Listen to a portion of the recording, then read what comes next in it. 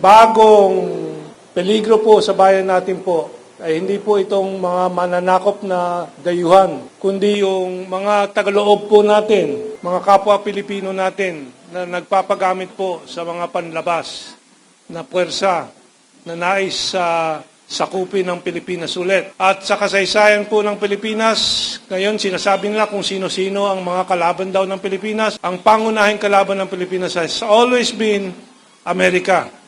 Sila po ang dumayo po rito, nag-invade po ng Pilipinas, nag-okupa ng Pilipinas, pumatay po ng 1 milyong Pilipino noong panahon ng Phil-American War. At itong alaala na ito ay pinipilit na burahin po ng ating malalaking media.